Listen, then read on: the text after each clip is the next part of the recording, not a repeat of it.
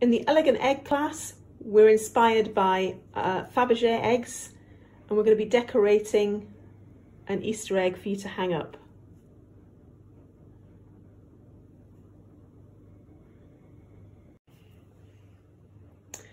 Okay, so for the Elegant Egg, you need your Elegant Egg kit. You're going to need a pair of scissors. You're also going to need some PVA glue, so maybe put that into a container. I just use sort of disposable foil containers. You might also want a container with some water in, just so you can wash your brush if you need to stop working for any length of time. And you might also find it useful if you've got just a kitchen skewer, something like this, or a cocktail stick, to poke into your egg, to use that to hold it while you're gluing. So in this kit you have a polystyrene egg, an old book page. Please don't worry, all of the books that I use are ones that are destined for landfill anyway, so we're not destroying a good book. You have some ribbon and some lace, a paintbrush which you're going to use for gluing, some pearls and gems, and a little envelope which has got some gems and flowers in, and also some pins. Okay, so the pieces we're going to use first are the pins and the ribbon and the egg. And what we're going to do is we're going to pin the ribbon to the top of the egg. It's entirely up to you. You can have it hanging sort of with a pointed end up, or you can have it hanging with a pointed end down. It's entirely up to you. I'm going to have it hanging pointed end up. So what I'm going to use a couple of my pins. I'm just going to poke them in to hold that ribbon in place at the top there, and then I'm going to create a loop with my ribbon. If it's a bit too long, then you can always just snip it off. And I'm going to pin it in this side as well.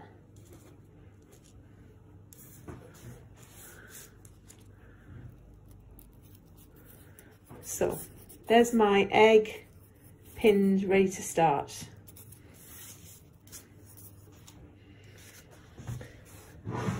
The next thing I'm going to do is prepare my book page, and the bit I want is actually the bit with the text on. So I'm just going to cut off the outside. So I'm going to try and stick to text and not have plain pieces. And then it's entirely up to you. You can tear this or you can cut it with scissors. I'm going to cut mine with scissors. And I'm going to do some of it where I'm going to cut it in half like that, sort of thin strips. While you're doing this, you might look out, because you might see a little bit of text that you really like, that you want to keep. So for example, I like this bit, hop, hop, hopping. That's quite sort of Easterish. So let's just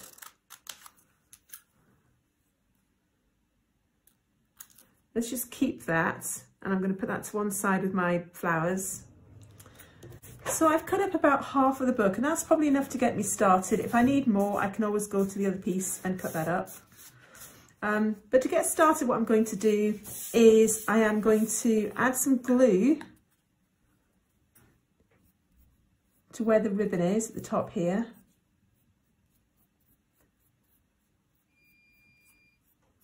So I'm gluing down the ribbon. And then I'm going to start adding my pieces of paper. Now you'll see that to start with, they stick up.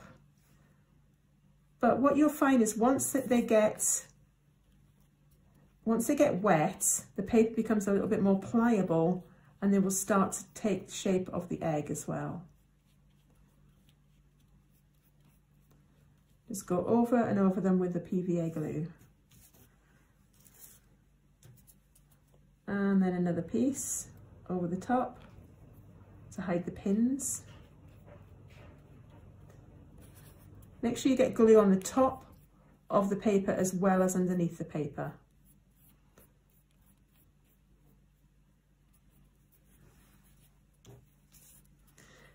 When you come to do a bit further down, you can use much longer pieces.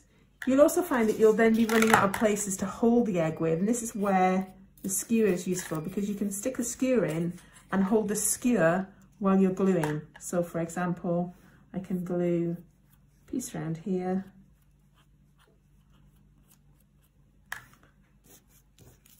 And that could be a longer piece like this. As before, glue underneath and on top, and don't worry about going back over the paper. You will then need to go back over to things that you've glued on before, and again just continue to glue them down. This does take a little bit of patience and a bit of time. Okay, once your egg is completely covered with the book text, you need to leave that completely dry. And when it's completely dried, it's going to look a little bit like this. You might have bits where there's text bits sticking up, but it shouldn't really matter. It's still going to be a good egg shape. Now what we're going to do is we're going to use all of the bits and pieces to decorate our egg.